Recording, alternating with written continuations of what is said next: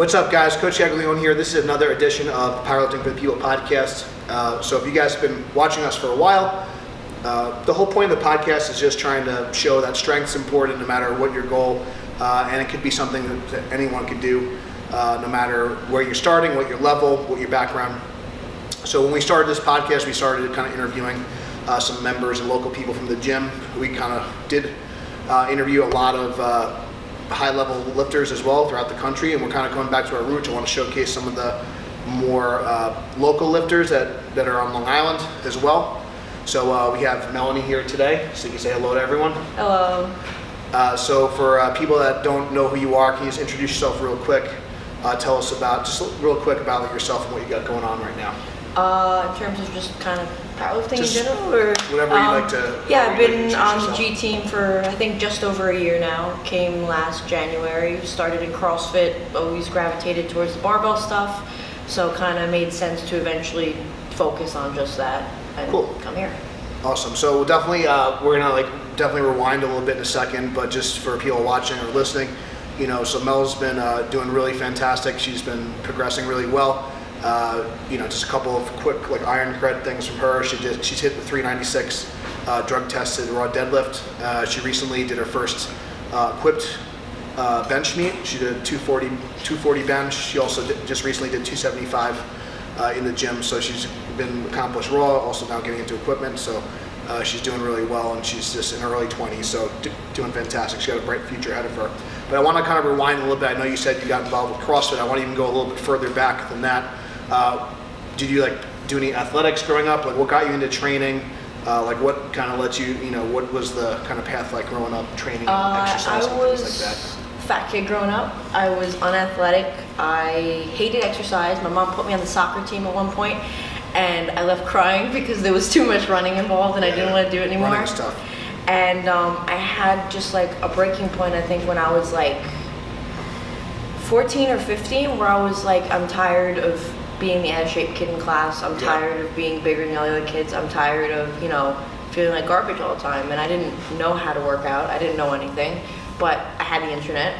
So I would just go online and research, and I started going to Planet Fitness 2 minutes from here, and I would go and I would start to run on the treadmill, walk. It was the slow walk, which progressed You're just trying to move a little bit. So what kind of things were you searching at the time? Just how to get in shape, or it was I think my Google searches were really just how to lose weight. Yeah.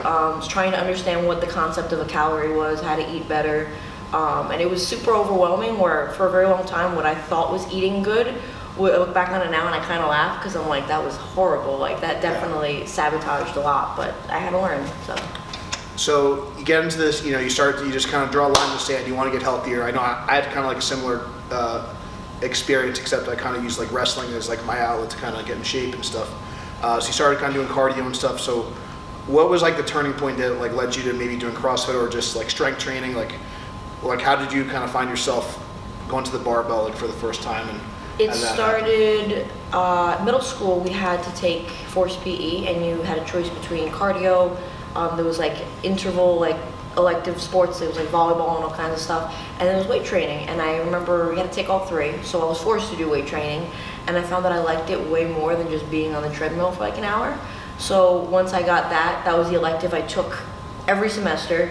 And then I think it was junior year, there was a CrossFit gym on the way back from school, and I kept seeing it every day. And one day I was like, why don't I stop in and try it out? So were you 16, 17 I at was the time? 17, yeah. So senior in high school? Yeah. And so you kept seeing it on the way home, and then how long did it take you for it to actually before you actually stepped foot in the gym? Was it a couple of months, or what was that? I think it was actually after I read an article about it, because really what drew me to it was in the article they kind of showcased it as this crazy intense thing that would make you vomit every single time you did it, and I was I want to try that because that's how my brain works for some reason. So that was that article was the tipping point, and then I turned and I'm wait, CrossFit, that's the same thing. And then I think so you kind of saw it on the internet, and then you kind of saw there's one by me, and it's kind of, so you just kind of fell in your lap a little bit, which is, I think that is cool. I think now there is a lot more opportunities to go to places that offer barbell training. There's a lot more places that offer strength training now. I know back when I started a little over 12 years ago into powerlifting, and before that when I was just training for sport, there wasn't really a lot of even strength and conditioning facilities, there wasn't really like a lot of like powerlifting friendly gyms. So, and CrossFit was still like kind of a newer thing. So, cool. So you go into the gym for the first time. What was that first workout like? And then they made me do Cindy, which is one of your benchmark CrossFit workouts, and that's a certain amount of time. You have to do 5 pull-ups, 10 push-ups, 15 unweighted bodyweight squats. And I thought I knew how to do push-ups, and they showed me to do it the right way, and I went from being able to crank out 40 really bad ones to having to drop to my knees. I couldn't do pull-ups, so everything was scaled down. It's modified. Yeah, and it was rough. It was like a wake-up call, because it's like I thought I knew what I was doing, and I thought I was somewhat conditioned, and then I got slapped in the face a couple times, and I was super sore and beat up, but I think I went in and signed up like 2 days later, like got hooked. Cool. Yeah, I think everything is kind of relative, and especially obviously if you go into like a CrossFit gym, you know, what's in shape is different for like what's in shape for your average person. Same thing if you go into a powerlifting gym, someone might see you maybe lift, 400 pounds, 500 pounds, and you might be like the strongest person in the commercial gym, but then you go to a powerlifting meet and you're, there's like people, doing 800, 700 pounds, So it's all relative, but I think it's a good wake-up call, and I think it's good to like, they say like rising tide raises all ships. So if you go in that environment where people are better than you, I think obviously you progress a lot quicker. So you started training there, and so what kind of, I guess, got you into from, so you're doing CrossFit. I know now you're, you did some training, like you were coaching and stuff, and still doing that now. So like, what was the progression like for like, you went from like, I hate exercising, and now like I'm like all into this like fitness thing. I really enjoy training, and then you kind of started dabbling into powerlifting. So what was like that next progression like, and how did you kind of start advancing with everything? It wasn't so much a choice as kind of I had some issues happen where my old gym actually shut down, and I was at a point where I'm sure like what the next step was. Where I was coaching another gym, kind of a barter for. I had the key, I could go train by myself at night, and I was kind of at a crossroads where I'm like, do I find another CrossFit gym, or do I keep training here, this kind of pressing I'm here by myself every night? And then I knew that you guys were right here, so I'm like, maybe this is the shove I needed to, start something new. Yeah, I think it's funny sometimes you're kind of like put in these situations, and it may seem like a negative at the time, but then like it ends up kind of forcing you into like this new, like it forced you to try something new, forced you to get out of your comfort zone a little bit. So was powerlifting like something that you were kind of interested in, or you just like weren't really sure, like you just enjoyed the strength training? Like how did, I guess like, like you go from, because obviously you could have went to another CrossFit gym, so what made you kind of go into a more strength like focused gym versus just going to another because obviously there's plenty of other places you could have went, but. I think a lot of it was I had been saying, eventually I want to try powerlifting, and I think I'd been saying it for so long that I was like, can you like stop BSing and just do it? And I was a little aggravated with myself. I'm like, just do it. Stop saying it. Either do CrossFit and shut up about powerlifting, or go do it, but stop being on the fence about it. Cool. And then, so what were some of like your lifts kind of starting out, like when you were just focused on CrossFit, and then like how did that like how did that start out? Then you started to actually focus on powerlifting. What was that like progression like? And what would you say are some of the differences versus like, doing strength training and still doing like all this other stuff versus having a little bit more of like a focused like strength program? I think for me, especially now, I definitely was at a point where when I first started powerlifting, I cut out all the conditioning and I've started kind of add it back in. So I feel like if you add it in strategically, I haven't felt like it's slowed me down. I'm not like super crazy about the conditioning anymore like I was with CrossFit. But when I started CrossFit, the barbell stuff was an afterthought. Like there was no specialization. So like my lifts, for me when I started CrossFit, I struggled to overhead press the women's barbell. An Olympic lifting, it's a 35-pound barbell. I could barely strict press that. My lower body has always been fairly strong for someone who wasn't trained, but my upper body strength was crap. I think the first time I ever maxed out my deadlift, it was like 200. And I think the first time I ever maxed out my squat, which I think in hindsight was more of a really weighted good morning with sketchy depth. Not the best like form. Yeah, it was like 145-ish. So it was really the upper body that was terrible. So essentially almost, I guess, basically kind of doubled more or less your strength since you started. Pretty much. So it's not too bad. So that's pretty good. Obviously you've been taking things a little bit more serious with strength training now. obviously, benching, I know we could talk about like differences between like the raw and equipped also, but, benching 275 in a shirt, you're closing in on, 400 pound squat and a 400 plus pound deadlift and equipment as well. So these are starting to get up there in some more like elite like numbers, especially for someone like your age. What like kind of made you keep kind of pushing the envelope a little bit and trying to strive for, like, obviously, maybe you're doing 200 pounds, you start, like, what pushes you to want to do more and keep like getting stronger and keep getting better? I think, like when I first started lifting, I had a very skewed misconception on just females in general. I didn't have an idea of what could be lifted. Like I thought like, okay, like 200, that's all I'm ever gonna do in my life. And then I saw a coach, she hit a 350 in deadlift, and I was like, what? Like my eyes popped out of my head. And then for the longest time, I'm like, I'm chasing that. Like I want to lift like her. I can do that too. Yeah. And then once I'm like, wait, I hit that goal. I was like, I can just keep doing that. I can pick a new number and keep working towards that. So, I have the kind of personality where, even in school, I was very type A. I needed to get straight A's and everything. Like, if I'm doing something, I don't like to half-ass it. So, choosing to put my time into this, I'm never going to decide this is good enough. Like, if I'm doing it, it's going to be because I want to get better. I never want to be stagnant in anything I do. So I think that's all great points. Have you ever had, like, I guess, I know you've been doing this, it's not super long, but has there any been times where you felt frustrated or you dealt with some adversity or had some setbacks, maybe like some injuries or something? And if so, like, how did you kind of overcome that? Yeah, I had, I think 2 years ago, I actually didn't squat with any weight on my back for a year and a half because of it. My pelvis was tilted and it was compressing my sciatic nerve. So it got to a point where even conditioning, like I couldn't do a burpee without like wanting to cry. Yeah. And then it was a setback. And then it's crazy how somebody can say something so offhand and not realize the effect it has on you. But she said to me, one of my teammates was like, maybe you're never going to be able to lift heavy again. And like that got in my head, and like I was like, oh my god, like this is it. Like I'm never going to be able to do strength training for real again. And like that was like a borderline mental breakdown when she said that to me. Like I was freaking out. But I went to a really good chiropractor. It took about 8 weeks to get my pelvis like realigned, and then from there it was just very steadily, very carefully building up my strength. It was more mental than anything else, because even once I was pain-free, like I think I told you about this at one point, just getting back underweight with weight on my back. Yeah, that little fear is just going to happen again. But I think I've for the most part gotten over that. It took a while, but I think I came back stronger because of it. I know that I can get hurt and still come back. It's not the end of the world.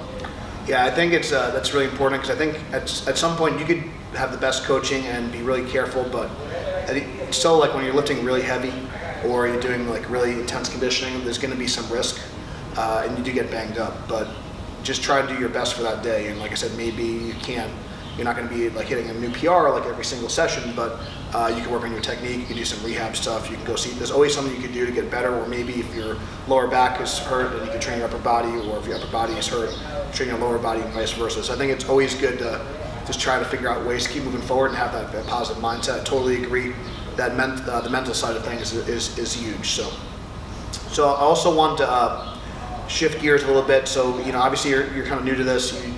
You have built up some pretty respectable like raw numbers, and then now you're getting into equipment a little bit, and which is still like when I started, that was like the more popular form of powerlifting, and now it's kind of switched. But I do see some, we have some people here, some men and women that are kind of dabbling in it now, which is cool, fun for me. What kind of made you want to try that? And how has that been? What has that been like, just transitioning from the raw lifting to getting in a bench shirt, getting in squat briefs? Definitely, I'm always just trying to try new stuff. Even if like, let's say I got into the briefs and absolutely hated it, like at least I can say, okay, I tried it. Let me just see what this I is didn't about. just judge off based on like what I saw people doing. Like I got in it myself and I tried it, and obviously ended up loving it. But I'm always looking to just try new stuff and learn new stuff, and that way it never gets stale. Because I guess at the end of the day, lifting is, when you do it for a long time, I have the rest of my life in front of me. I don't want it to become stale. So I'm hoping that if I can keep mixing it up and keep learning new stuff, I'm never going to get to that point. Yeah, I know that's definitely been something that has helped me too. And I think, it's good to have like a raw base to start. I think it's going to give you the foundation. You obviously want to learn the technique first. But, there's no, if you, maybe things are getting a little boring, or maybe you feel like you just hit a plateau. I know for me, like, just trying, doing raw with wraps, or then you could maybe try bench shirt or whatever. Whatever kind of keeps you going and keeps you interested, I think is great. And I know for me, sometimes like right now, like I've just lost a lot of weight, so I'm probably not gonna hit like a raw like PR for quite a bit. And so I kind of work on just getting my strength back. But using the gear and stuff, it gives me like a different focus and a different challenge, like while I'm working on other things. So I think it's good. I think it's good to be open-minded and try other things, and don't be afraid to, just try it. And you could always, if you don't like it, you could always go back to doing what you were doing before. And whether maybe it's not, maybe you want to try weightlifting or strongman or whatever. It doesn't have to be powerlifting, but there's so many other things, and you just figure out what works best for you and what's going to keep you coming back to the gym and keep progressing. Because at the end of the day, I think all the stuff's about personal growth and just getting better. So whatever avenue, if it's equipped lifting or raw lifting or some other different sport like weightlifting or CrossFit, whatever gets you to the gym and just keeps you pushing, I think that's really good. So if people are listening, maybe they're just starting out, like what advice could you give to somebody? Maybe it's some mistakes you've made, or maybe just things you learned. What advice would you give to someone if they were kind of just getting into like lifting, and what would you tell them? Definitely, it's good to look at other people to see what you can do one day, but comparison is just a horrible thing to do to yourself, because it's not even fair to yourself. Like, you can, look at someone on Instagram, you just started lifting, and you see someone deadlifting an insane amount, and you beat yourself up. Like, how is that fair to you? You can definitely look at it as like, one day I can do that, if they can do that, I can do that. But to compare you now to that person who's put in maybe like 10 plus years of training, Sure. That's just completely unfair to you, and that's going to make you want to quit before you even really got started. Yeah, I always say like, comparison really kills your clarity. And I think it's, especially now with social media and stuff, you just see like a snapshot and a highlight reel for like that particular day. You don't see the misses, you don't always, oftentimes you don't really see the misses, you don't see like how long it took for someone to get there. Even I've been doing this for just competitive powerlifting for 12 years, and lifting before that. My first meet, I squatted 375. And my best raw squat ever in a belt was 705. So that was like a 10 plus year process. You said like you were starting deadlifting 200, now you're deadlifting 400. So you don't really see like the work that's put into it. You don't see like the context. So I think that's really good advice. Just do it for yourself. Yeah. Don't do it for anyone else. I think sometimes we get caught up with just maybe it's getting attention or whatever the case may be. Just make sure whatever reason it's for you, and it's making you feel fulfilled. So no matter what that is. Like don't put so much pressure on yourself, I think, for your first like meet or anything like that. Just go in, have fun, hit your numbers, and just try for your best. And as you get a little bit more competitive, as you climb the ranks, then maybe we can take it a little bit more serious or do some other things. But I think that the more, if you're having fun with it, you're going to stick with it longer, and you're going to end up doing better in the long run anyway. So, all right, really cool stuff. I think that's good. Probably a good place to stop. But if people want to maybe follow you on social, like where can they? Exploding Llama 342 on Instagram. It's all lifting videos. There's literally nothing, and sometimes pictures of my dogs, but that's about it.